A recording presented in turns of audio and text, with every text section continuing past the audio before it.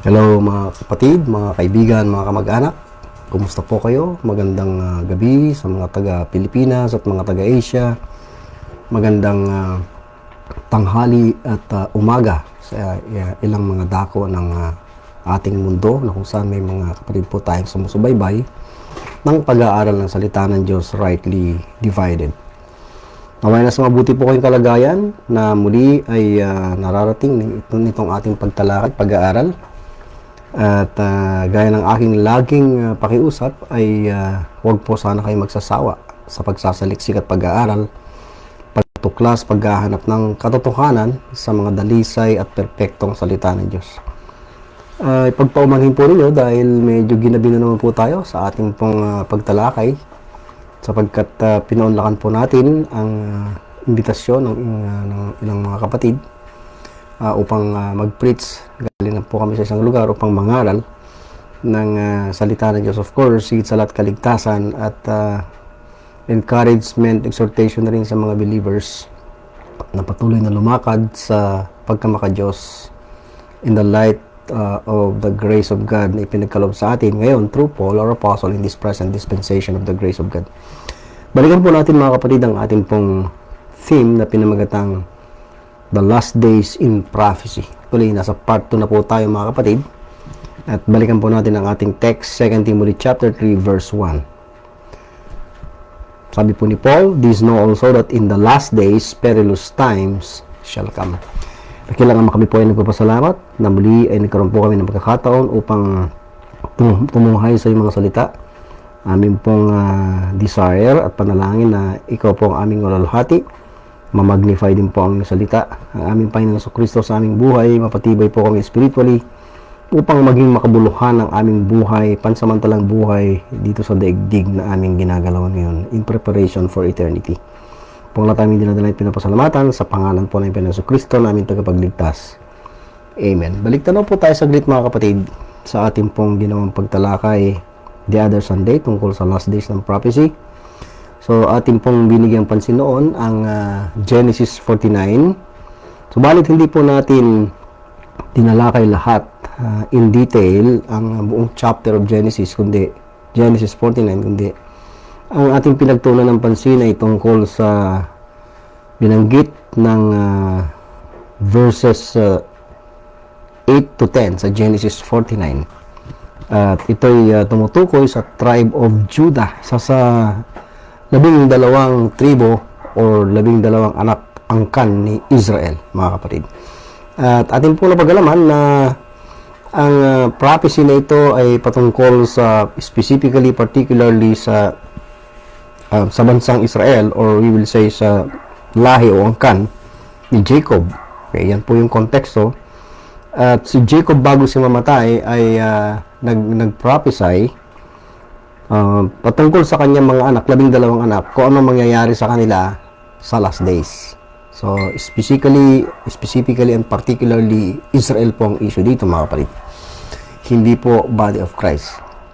So, hindi po in view ang church, the body of Christ sa Genesis 49. Ulitin ko po. I believe mga kapatid na ang church, the body of Christ ay hindi po prophesied.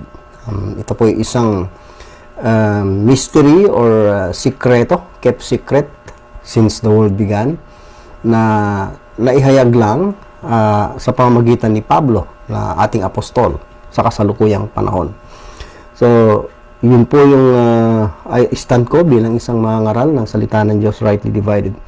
Now, pagtunan po natin ng pansin na si Shiloh, meron pong pangalan na ginamit, at yung Shiloh na ito ay binigyan natin ng proof sa kasulatan na walang ibang tinutukoy kundi ang Panginoon Kristo.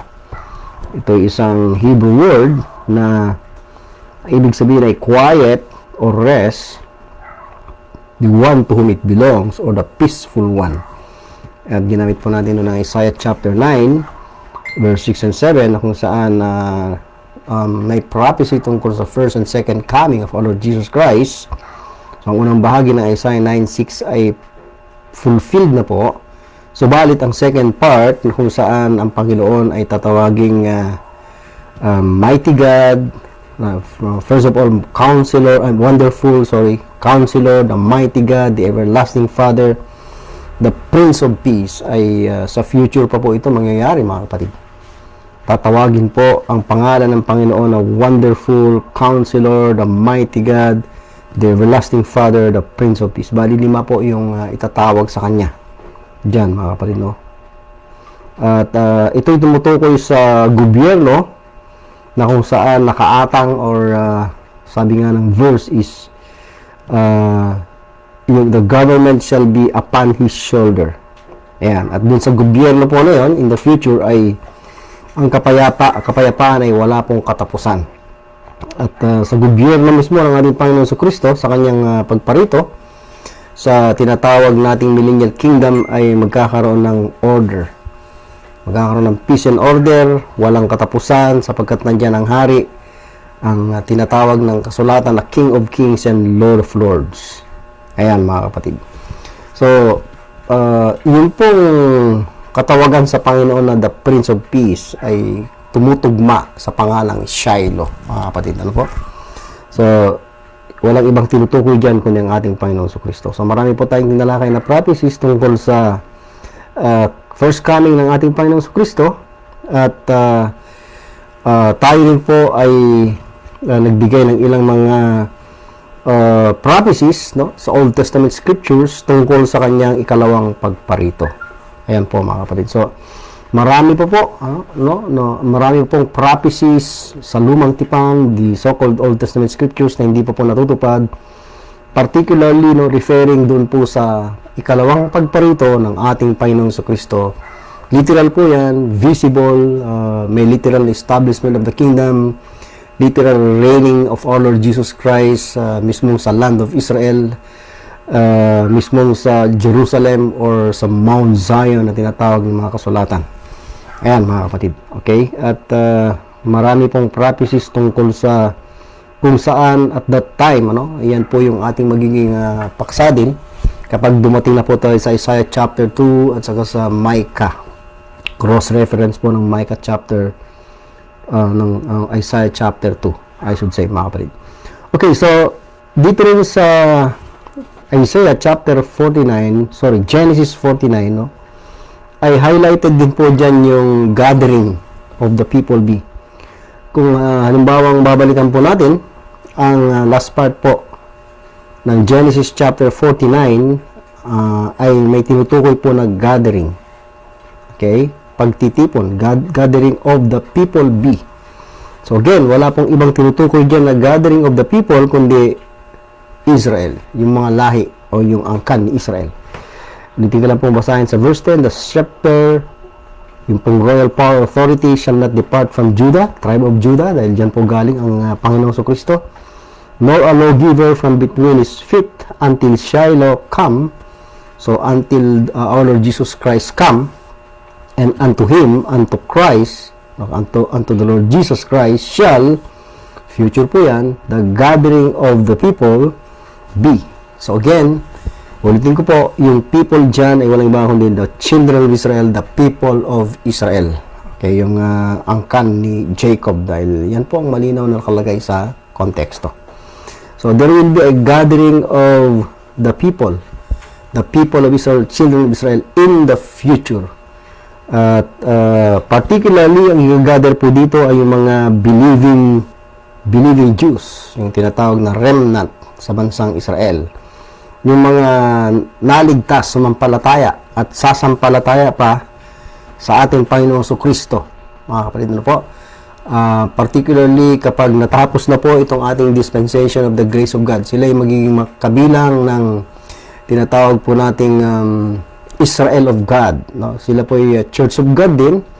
Ito po ay iglesia na ang composition ay mga Hudyo, mananampalatayang Hudyo mula sa bansang Israel. Sila yung mga kikilala, sasampalataya o tumanggap o tatanggap sa ating Panginoong Jesucristo na siya yung katuparan ng mga prophecies sa lumang tipan, mga kapatid. Okay? So, yung i-gather dyan, ulitin ko, ay mga saved Jews mula sa iba't ibang dako ng mundo. Makikita natin kung saan po sila magmumula. So, again, uulitin ko, for emphasis, may gathering of the people be. Of the believing Jews, no? Kay Kristo, unto Shiloh, unto our Lord Jesus Christ. Okay. So, binibigyan po natin ng diin sapagkat meron din po tinutukoy si Paul na gathering naman ng Church, the Body of Christ. Yung mga saved Jews and Gentiles, actually largely Gentiles, ngayong present dispensation of the grace of God. So, hindi po tinatawag na Jewish church or hindi po Israel of God ang Church, the Body of Christ, dahil binubuo po ito ng Jew and Gentile na walang pagkakaiba, walang distinction.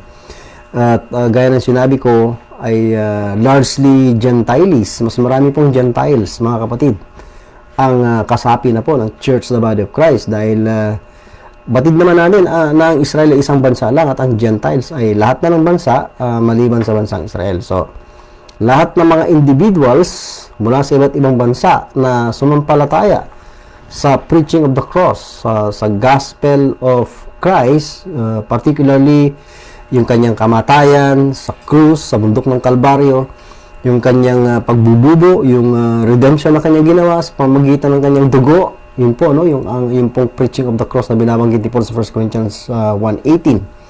It refers to the cross of Christ, the suffering of Christ, the sacrificial work of Christ para sa ating kaligtasan, mga kapatid, ano po?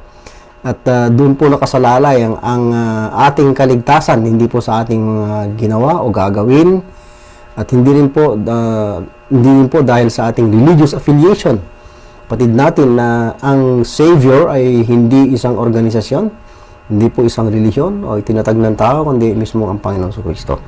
At ang kinabibilangan po nating mga ligtas ngayon na church ay hindi po ito man-made church, hindi po ito isang religious organization, kundi ito mismo created by God. Ang Diyos po mismo ang bumuo at naglumalang nito in Christ. So, ang Savior po ng church ay walang iba kundi ang Panginoon Kristo. Siya rin po yung ulo or head of the body. Colossians 1:18, halimbawa, ano po? At Colossians chapter 2 verse 9, siya po yung head of all principality and power and head of the church, the body of Christ. Siya din po yung tinatawag na foundation. Walang ibang foundation kundi ang ating Panginoon Kristo. So, ang church ngayon is a spiritual church composed of Jews and Gentiles alike.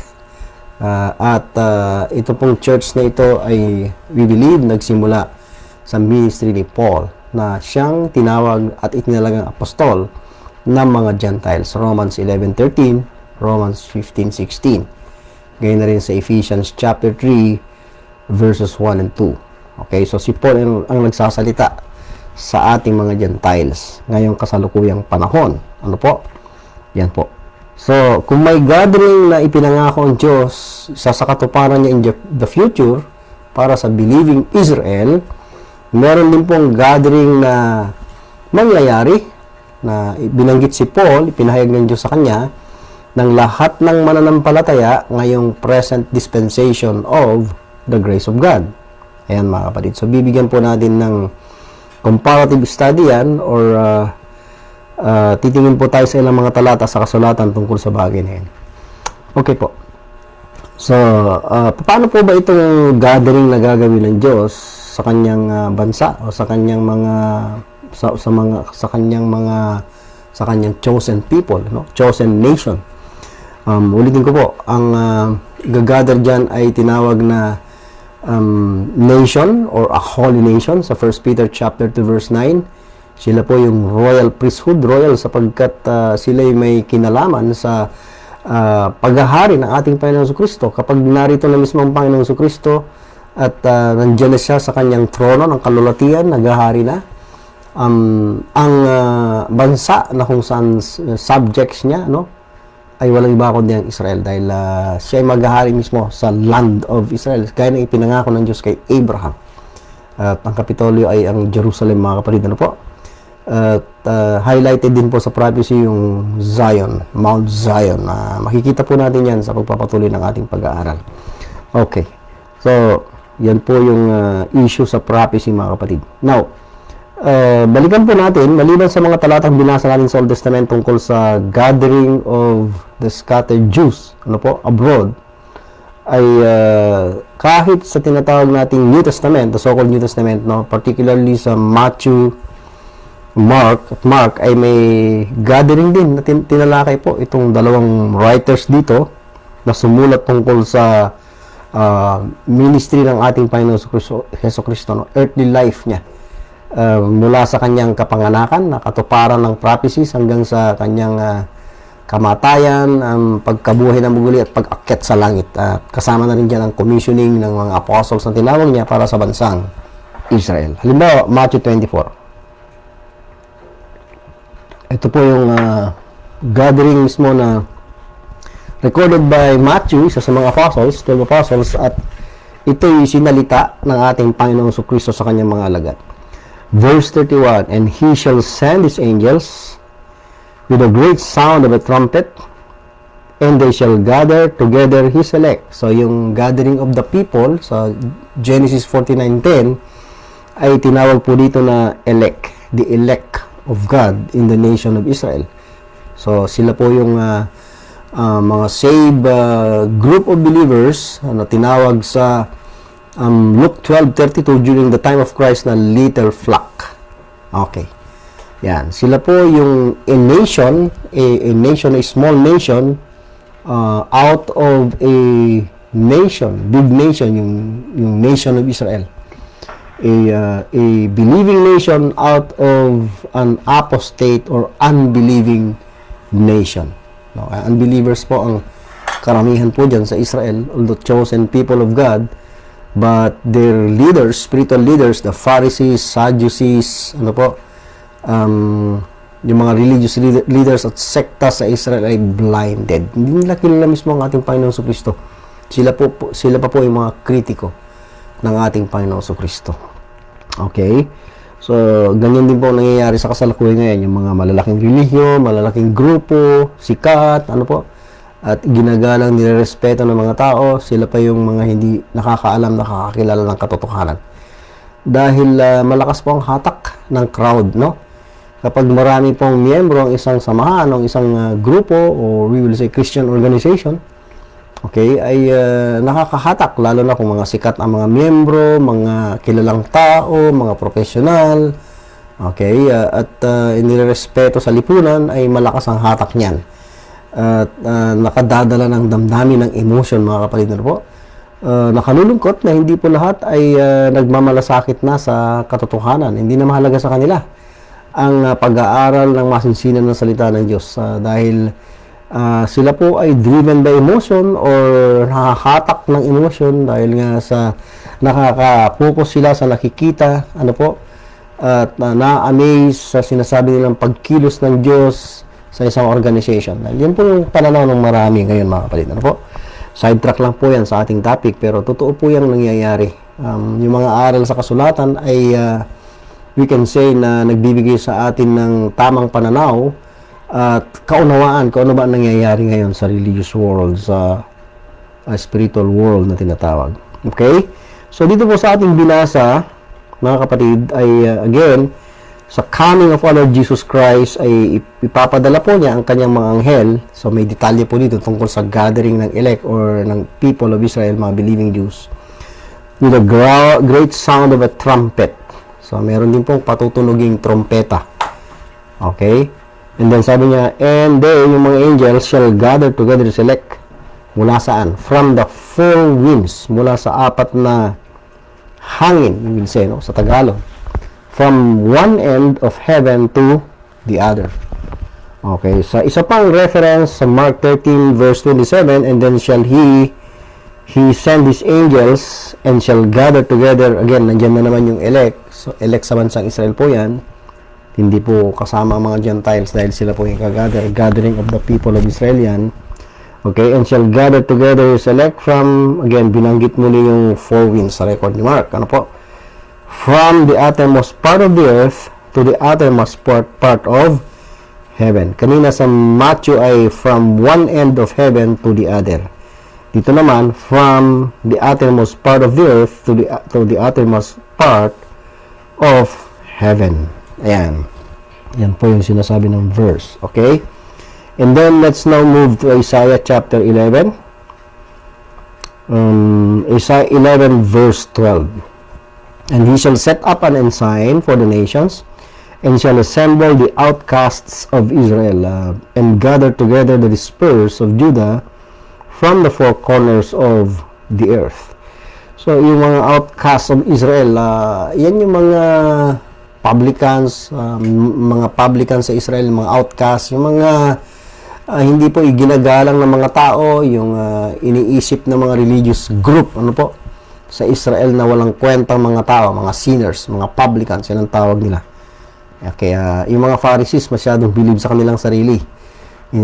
Kinukumpara nila ang sarili nila sa mga publicans, mga sinners sa Israel, sinasabi nilang hindi kami kagaya ng mga yan. So, ganyan po ang religion, ano?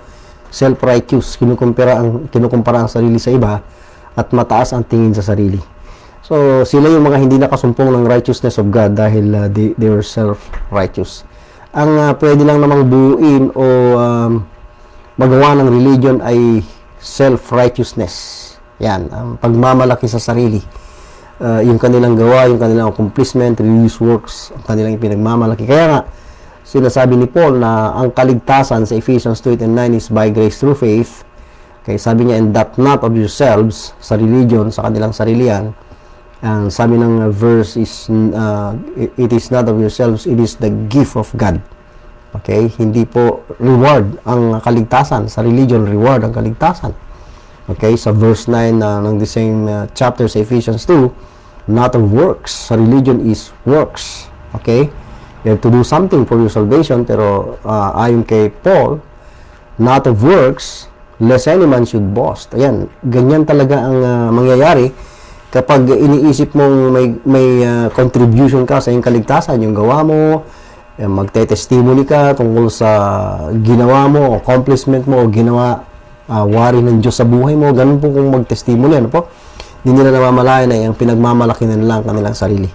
Pero yung mga taong nakakaalam ng katotohanan, nagmamahal sa katotohanan, at walang ibang kinikilalang sandigan ng kaligtasan, batayan ng kaligtasan, walang iba kundi ang Panginoon Jesucristo. Sila yung mga taong nagpapakumbaba o hindi nagmamalaki ng kanilang sarili, ang kanilang pinagmamalaki ang ginawa ng Panginoon para sa kanilang kaligtasan. So yun yung ating ipangangaral, yung preaching of the cross. We do not preach ourselves, sabi nga ni Paul sa 2 Corinthians 4:5, but Christ Jesus our Lord. Dahil kung kaligtasan ang pag-uusapan, siya lang dapat ang ipakikilala at itatanyag natin. Hindi po natin i-introduce ang maging ang ating religion o ang ating grupo. Hindi po dapat, mga kapatid, dahil doon po natutuon ang atensyon ng maraming tao at sila'y nadadaya, nawawalay sa katotohanan. Ayan, mga kapatid. So, ito pong verse na binasa natin sa Isaiah 4:12 ay may tinutukoy na four corners of the earth. Sa Matthew 24 at Mark 13 ay four winds. So, dyan titipunin, mula dyan sa mga lugar na yan, titipunin ang believing Jews or yung the elect of God sa Israel. Okay? Ano po ba itong four winds na ito? Well, tignan po natin, halimbawa, punta po tayo sa Psalm 78:26. He caused an east wind to blow in the heaven, and by His power, He brought in the south wind. So, kanina, nabasa natin yung four winds, Matthew 24 at Mark 13. So, ano po ba itong four winds na ito? Dito sa Psalm 78, may tinukoy dito na east wind mula sa silangan at meron din pong tinatawag na south wind mula sa timog, no, sa Tagalog. Okay, and then sa Exodus 10:19, and the Lord turned a mighty strong west wind. So, nandiyan naman po ngayon yung west. Kanina ay east wind, which took away the locusts and cast them into the Red Sea. There remained not one locust in all the coast of Egypt. So, take note sa mga katagang west wind. So, may east wind, south wind, west wind. Then, sa Proverbs 25:23, the north wind driveth away rain, so that an angry countenance a backbiting tongue. So, mayroon pong north wind. Kompleto na po. May east, west, north, south wind. So, I believe na yan po yung tinatawag na four winds. Okay, sa Matthew 24. Okay, four winds from the four winds from the uttermost part of the earth. Sa Mark yan. from the four winds, from the one end of heaven to the other. Yan. So, ano yung mga four winds na yan? Again, yung north, south, east, west. Okay? So, Revelation chapter 7, verse 1, and after these things, I saw four angels standing on the four corners of the earth. Kanina, nabasa natin sa isa yung salitang mga katagang four corners. Okay, so may four angels naman, ano? This is looking forward to future time, ano? Sa Revelation 7 na po ito. May four angels standing on the four corners of the earth. Nasa north, east, south, west, okay? Holding the four winds of the earth, that the wind should not blow on the earth, nor on the sea, nor on any tree.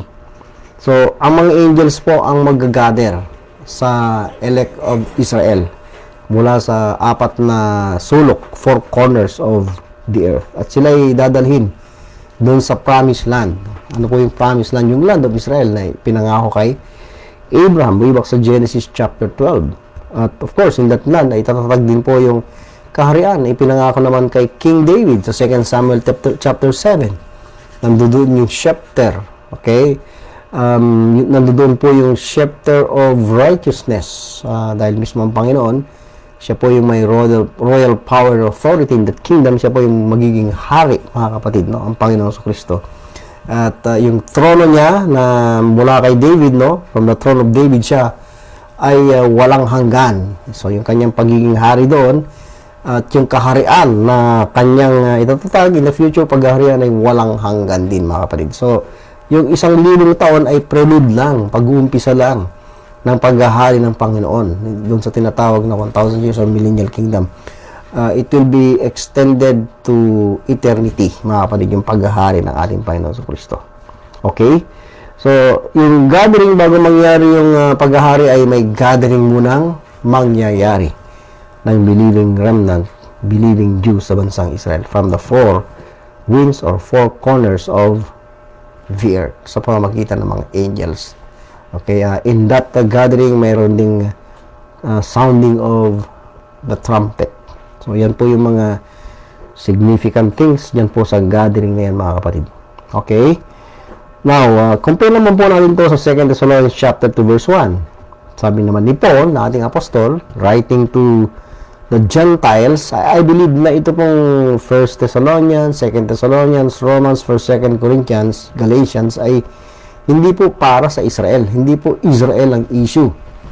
Kundi, ang issue po dito ay mga Gentiles na members ng Church, the Body of Christ. Or we will say, Body of Christ na po. Hindi na po Israel. Hindi na po issue ang Israel. When Paul started his ministry, hindi na po Israel ang issue. Okay? Kung si Paul man po ay pumupunta sa sinagoga ng mga Hudyo, hindi po dahil umiiral po yung tinatawag na Jew first policy. Hindi po yun ang punto ni Paul, mga kapatid na po. Dahil kung atin pong alamin at sasaliksikin sa commissioning pa lang ng Panginoon, nung ang Panginoon sa Kristo ay tinawag si Paul on the road to Damascus sa Acts 9, Acts 22 and 26, no? Maybe sometime, ay tatalakayin po natin yan, ay kung titignan ninyo, wala pong priority na ibinigay ang Panginoon. Kahit dun sa Acts 9, ano po mga kapatid, ay Gentiles agad ang binanggit, mga hentil. Ano po? Hindi po yung ang uunahin ay mga Hudyo, no? Dahil nagsimula na po ang dispensation of grace during the ministry of Paul, ano po? Ay hindi na po issue yung Jew first policy o sila yung mauuna. Okay? We will have a specific or particular theme on that or topic pagtalakay na gagawin diyan, mga kapatid. I believe na sa mga unang sulat ni Paul, even sa Acts Epistles, ay may existing body of Christ na po. Sa Romans 12, binanggit na po ang one body. Sa 1 Corinthians 12, ay may mga baptized into one body na, the body of Christ. In fact, ang mga taga-Corinto, tinawag na po ni Paul na ye are the body of Christ. And members in particular. Ayan, mga kapatid. Okay? So, yung body of Christ, sa tinatawag na Acts Epistles ni Paul, at yung tinawag din niyang body of Christ after his Acts ministry or yung prison epistles ay iisang grupo lang po yun. Body of Christ na iisa, one body lang ngayong present dispensation of the grace of God. So, ang sinusulatan ni Paul dito sa 2 Thessalonians chapter 2 ay mga members na po ng body of Christ. Hindi po Hudyo ang application nito, kundi mga members ng body of Christ. Okay, yan po yung aking pinaniniwalaan. At yung gathering dito is gathering of the members of the church, the body of Christ, na gaya na sinabi ko, largely Gentiles ang membership. Ayan, mga kapatid. Okay? So, dito sa Ephesians ay may binabanggit din po si Paul dito na family, whole family. Halimbawa, sa Ephesians chapter 3 verse 14 and 15, sabi niya, "For this cause I bow my knees unto the Father of our Lord Jesus Christ, of whom the whole family," may binabanggit po dito na the whole family, family of God yan, "in heaven," so may whole family in heaven, "and earth is named." So, sino po ba itong family of God in heaven at family of God in earth na tinawag niyang whole family? Kaya, of course, I believe na itong mga family of God in heaven, ito yung mga ang destiny, ang heavenly places. Walang iba kundi ang church, the body of Christ. At itong family of God naman on earth, ay walang iba kundi ang Israel. Sila po yung issue dito. Okay? So, sila po ay whole family, yet may two distinct destination. Heaven yung isa naman ay earth. Okay? So, there will be a gathering also of the church, the body of Christ, at the coming of our Lord Jesus Christ, of course. Kagaya rin ng gathering ng Israel at the coming of our Lord Jesus Christ. Yung sa Isaiah, yung sa Genesis 49 ay prophetic, in prophecy. Pero yung gathering ng mga members ng body of Christ na binanggit sa 2 Thessalonians chapter 2 verse 1 is a mystery, something that was kept secret since the world began, but revealed to Paul, our apostle, in this present dispensation. Okay, it's a different group of people, ulitin ko, yung tinutukoy na i-gather sa 2 Thessalonians 2. Okay? Iba doon sa Genesis 49:10. Israel, purely Israelites po yun. Okay? So, yun po yung pagkakaiba, mga kapatid. Ayan, so, we believe na ito po ay isang sikreto in the sense na ito ay nireveal kay Paul para sa mga members ng Church, the body of Christ, in this present dispensation. Okay?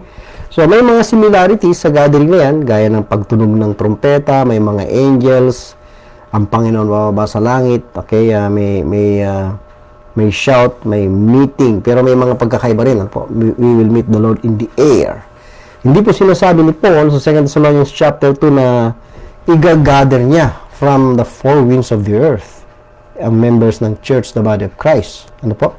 Wala pong ganoon, na i-gather tayo from the four corners. Okay, yun ay specifically tinukoy sa mga believing Jews. Bakit sila i-gather from the four winds or four corners of the earth? Dahil sila po ay scattered. Okay? Prophesied din po sa Old Testament scriptures na sila po ay scattered abroad or nakalat sila sa iba't ibang dako ng mundo. No? Part of God's chastisement to them dahil linabag nila yung kontrata, yung covenant na kung saan ay kanilang pinagkasunduan way back in the Old Testament. No? Nasa provision ng law covenant na kapag sila hindi susunod, no? Dahil if-then system yun, they will be punished or they will be chastised, no? They will be, isa sa mga chastisement dyan ay yung scattering nila, no? Sa iba't ibang dako ng mundo. At maging itong mga so-called New Testament writers ay nagpapatunay na sila ay scattered abroad, no? Halimbawa, dito tayo sa sulat ni James, halimbawa, James chapter 1 verse 1, si Santiago ay kapatid ng ating Panginoon Jesucristo, kabilang siya sa Jewish church, no? Israel of God. Okay? James, a servant of God and of the Lord Jesus Christ, to the 12 tribes. Notice, ganito po siya sumusulat. Si Santiago ay sumusulat sa 12 tribo. Nasaan po sila? Which are scattered. So, malinaw, konfirmado, alam nila, no? Dahil tinuran po ng Diyos yan in prophecy at actually nangyari talaga sa kanila yan. Ano po? Kaya sumusulat sila sa mga scattered. Sa 12 tribes is scattered abroad. Greeting. Then, meron din po yan sa 1 Peter, sa unang sulat ni Pedro, sa mga Hudyo rin po ang kanyang sinusulatan, hindi po mga Gentiles or members ng body of Christ.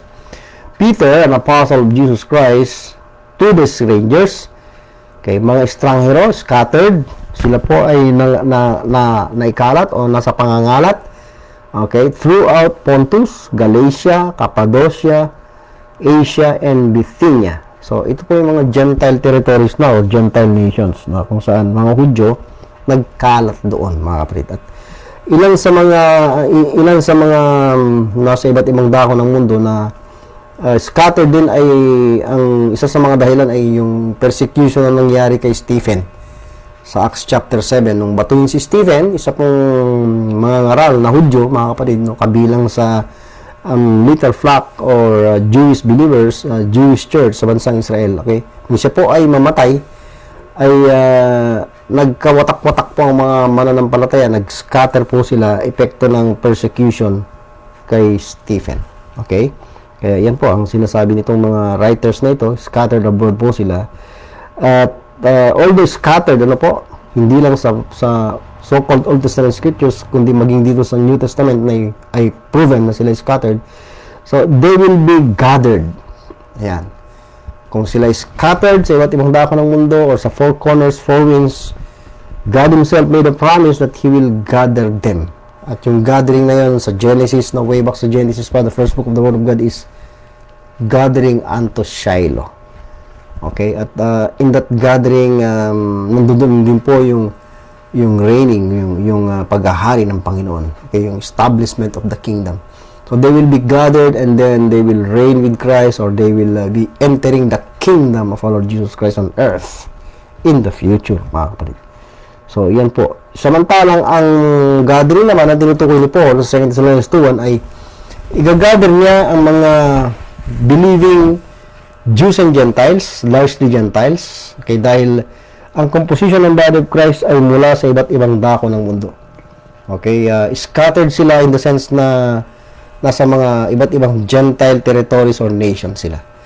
Hindi po yung may ginawa ang Diyos na pagpapanghalat, na ikinalat sila na kagaya ng nangyari sa Israel. Yung pangangalat dun ay, we will say in a sense, may kinalaman ng Diyos dahil yun ay chastisement, palo niya sa kanila. Okay?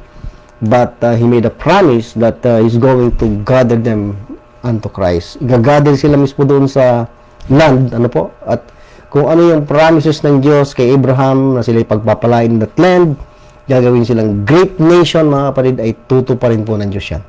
Sapagkat yung covenant God made with Abraham is an everlasting covenant.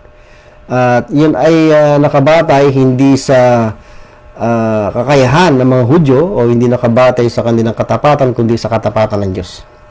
Kaya nandun yung mga katagang I will make a new covenant. So yung new covenant din para sa bansang Israel, yung Jeremiah 31:31. So lahat ng yun yung mga covenant na pinangako ng Diyos because He made covenants with the nation of Israel. Whereas tayo mga Gentiles in time past, wala tayong covenant with God. Yan yung sinasabi ni Paul sa Ephesians 2:11 and 12. Na tayo mga Gentiles ay strangers from the covenants of promise. Okay, tayo po ay mga aliens, no, from the commonwealth of Israel. Hindi po tayo kabahagi sa Israel. Okay, samantalang sa kasalukuyang panahon, tayo ngayon ay napalapit sa Diyos by the blood of Christ. Ephesians 2:13. Through the cross of Christ, tayo mga dating malayo in the past, tayo mga Gentiles na dogs ang tingin ay naging mga kabahagi na po ng kaharian ng Diyos, kabahagi na po ng purpose of God, ng salvation, ng destiny, ng heavenly places. Yan po, mga kapatid, yung pagkakaiba. So, we will be gathered because we are from different parts of the world. Okay? Yan po yung mangyayaring gathering, and that gathering will happen in the future, okay, at the coming of our Lord Jesus Christ. We will meet the Lord in the air. Ayan. Yung mga detalye niyan ay nasa 1 Thessalonians 4. Meron din po yan sa 1 Corinthians 15.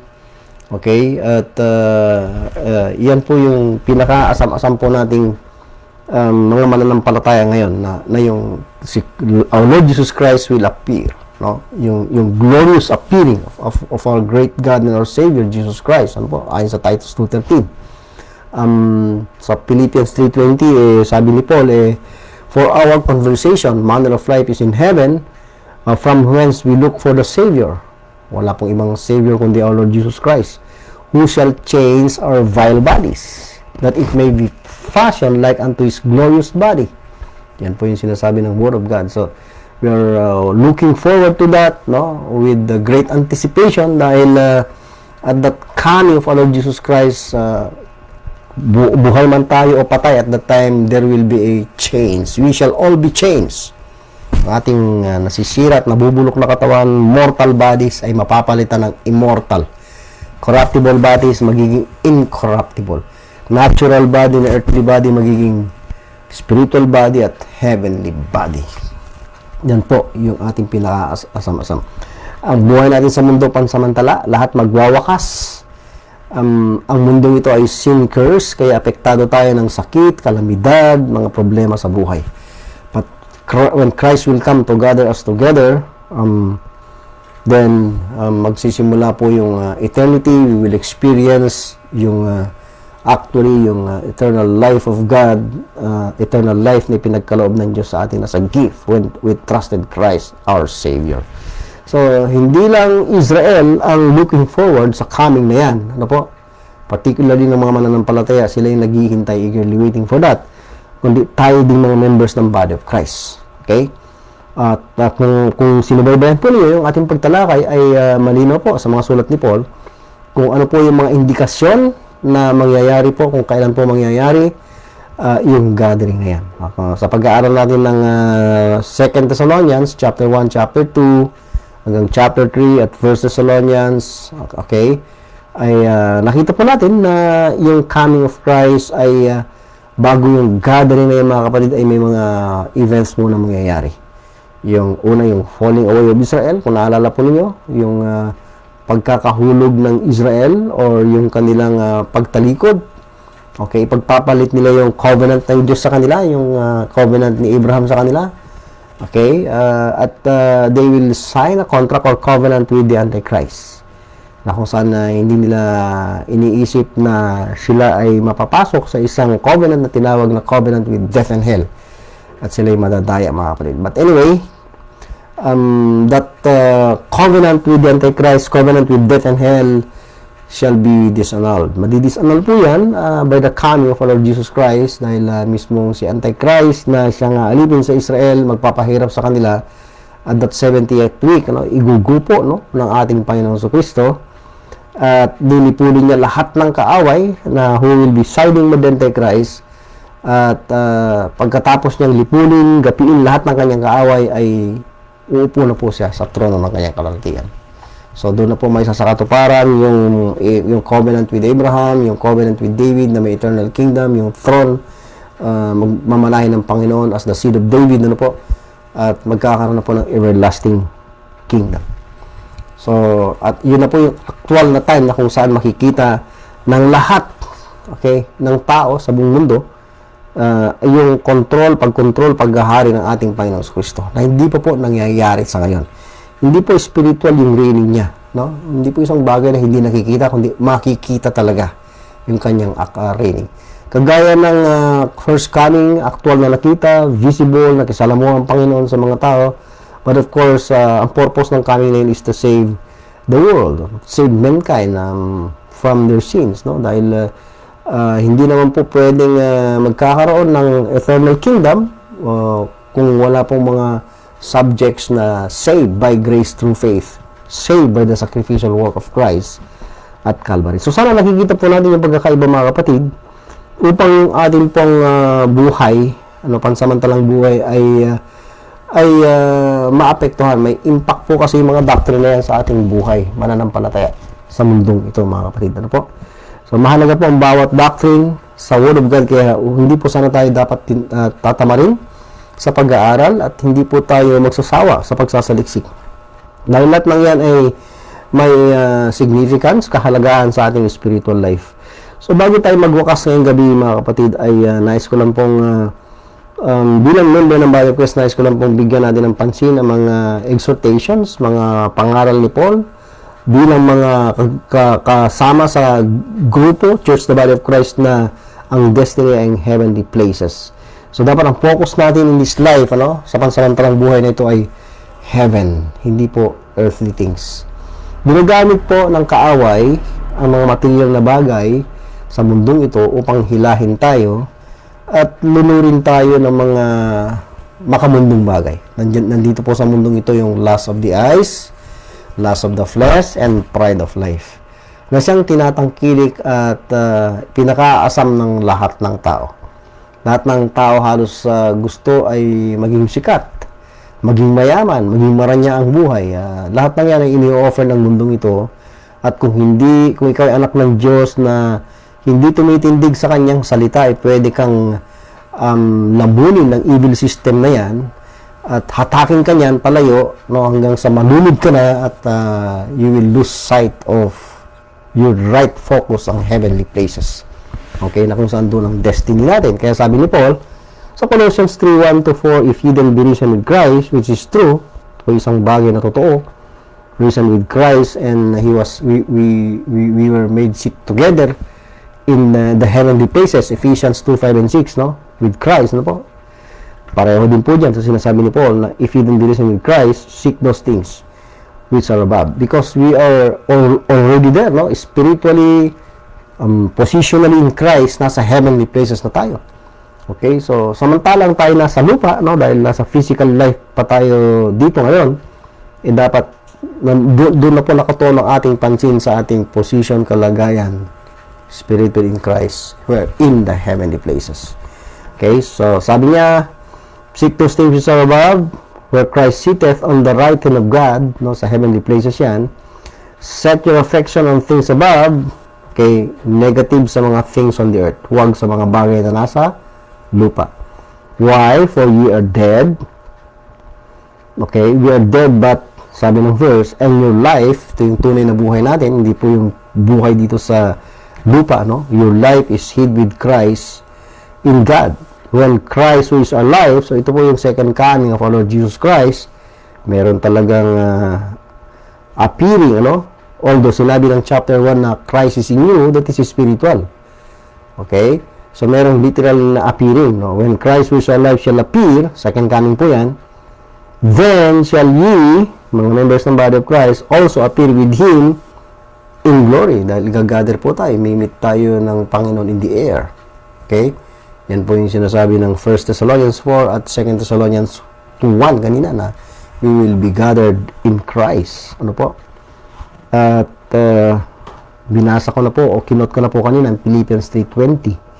Then Titus 2:13, looking for that blessed hope. So with great anticipation, minomotivate po tayo ng mga verses na ito na looking for that blessed hope and the glorious appearing. It will be a glorious appearing. Hindi kagaya ng unang coming na hindi makikita yung glory ng Panginoon. Napaka-ordinaryo, hamak lang.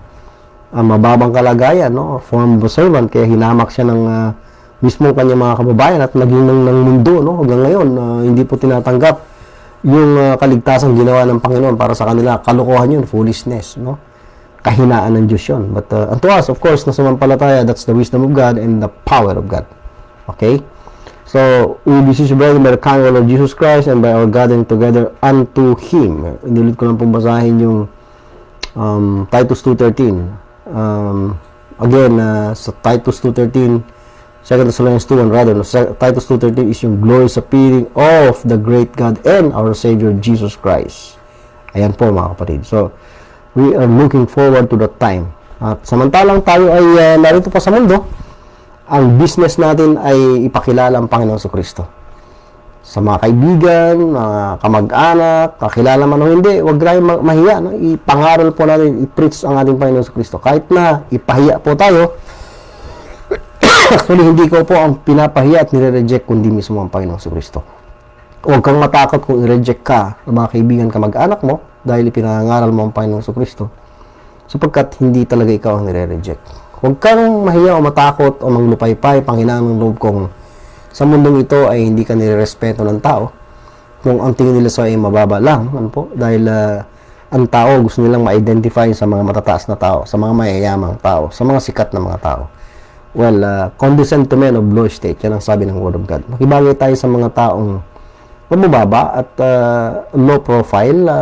Huwag po tayong mag-asam na mapabilang sa mga high profile group. Hindi ko naman sinasabing masamang makisalamuha. Pero ang punto is doon po tayo makibagay, makisalamuha sa mga taong may respeto sa salita ng Diyos, pagkilala sa ating Panginoong Jesucristo, kahit na hindi sila mga sikat, mga bantog na mga tao sa mundo. Ang mahalaga, in the sight of God, no, sila ay rich in faith. Meron pong ganyang expression, rich in faith. Rich sa kanilang pananampalataya, mayaman, rich spiritually in the sight of God. So, kung ikaw hindi pa tsak sa iyong kaligtasan, kaibigan, kapatid, kamag-anak, hindi pa huli ang lahat, sana ang identity na asamin mo ay hindi yung identity mo sa isang malaking organization, malaking grupo, dahil international kami, mga sikat ang mga tao, nakakalula, no? Kapag yun ang pinairal mo, yung nakikita, yung nararamdaman, prone to deception, I'm sorry to say. But, if you are a truth seeker, no, hindi ka tumitingin sa panlabas, no? Dahil ang religion is outward appearance po yan, at nakakahatak po yan, kundi tayo ay titingin, naghahanap ng katotohanan, kung anong sinasabi ng kasulatan tungkol sa Panginoong Jesucristo, hindi tumitingin sa dami ng mga tagasunod o kakampi o kasama sa grupo, no? Kundi tumitingin sa kung ano talaga ang totoo sa Panginoong Jesucristo. Kahit ikaw na lang yung nag-iisa, kung tiyak ka sa iyong pinaniniwalaan, at hindi kayo ganong karami dahil hindi naman po paramihan ng kaligtasan, hindi po ebidensya yan ng ikaw ay nasa katotohanan ba, mas nakakapagpapahamak, no? O nakapandaraya yung titingin ka sa laki ng organization at sa yaman ng organization. Yan po ginagamit ng kaaway to blind people's mind. They will not believe the gospel anymore. So keep on sharing the message of salvation, kaibigan, kapatid, kamag-anak, no? Kung ikaw ay anak na ng Diyos, and then keep studying the scriptures. Kung ikaw naman ay hindi pa ligtas, ulitin ko, ito na yung oras. Kung ikaw ay nakikinig ngayon, masamanpalataya ka sa Panginoong Jesucristo, huwag kang magtiwala sa iyong gawa, sa iyong ginagawang religious works, activities, sa iyong organization. Don't trust me, don't trust your leader. Wala pong ibang makatutulong sa iyo kundi ang Panginoong Jesucristo. Dahil siya lang ang tanging tagapagligtas. At walang ibang magsasabi kung ano ang totoo, ang final authority, ay Word of God. Hindi po tao, hindi po religious leaders, hindi po ako. Sana ma-realize natin yung mga bagay na yan at patuloy na tugisin kung ano ang totoo upang wala po tayong pagsisihan pagdating ng araw. Dahil nahaharap po tayo sa isang eternidad na kung wala po tayong katiyakan, tayo pong mapapahamak. Subalit kung may katiyakan dahil meron tayong pinaniniwalaang salita ng Diyos, kinikilalang perfect Word of God, final authority, at tagapagligtas na tiyak na magdadala sa atin sa kalulatian, no? Ang Panginoong Jesucristo dahil sa kanyang sakripisyo sa krus, wala po tayong panghihinayangan, mga kapatid. So prepare for eternity, kaibigan, kapatid, kamag-anak. Ang buhay natin ay maikli, subalit may nakahanda, nakalaang eternity. Magandang kinabukasan sa eternity sa mga sumampalataya at nagtiwala sa Panginoong Jesucristo. Doon na rin sa mga ligtas na patuloy na nagsasaliksik, namumuhay sa katotohanan sa mundong ito, hindi sayang, mga kapatid. There will be a reward nakahanda sa mga mananampalatayang tapat sa salita ng Diyos, tapat sa Panginoong Jesucristo, hindi naglilingkod upang bigyan kasiyahan ng tao o ang mga leaders o ang organization. Dahil isa pong malaking daya yan na tayo ay nag-iisip na through the organization we could serve God. No. We could directly serve God, no? Kahit na wala tayong religious affiliation. Maging tapat lamang tayo sa Kanya at sa Kanyang salita. Yan po isang payong kapatid, kaibigan, ano? Kamag-anak na anak ng Diyos. Okay? So maraming salamat sa inyo pong matyagang pakikinig at participation sa ating mong pag-aaral ngayong gabi. Patuloy po tayong makibahagi sa ginagawa ng Diyos ngayong dispensation. Ipakilala siya, palakihin ang body of Christ, hindi po ang organization. Magdala po tayo ng maraming kaluluwa sa kaligtasan na hindi na kailangan pong ipagmalaki o ipakilala pa na ganito-ganito ang ating accomplishment, kundi ang Diyos ang magbibigay sulit sa atin pagharap natin sa Kanya. Okay? Tayo po ay manalangin saglit. Maraming salamat po, dakilang Ama, sa inyong kabutihan katapatan. Salamat sa mga katotohanan ng salita.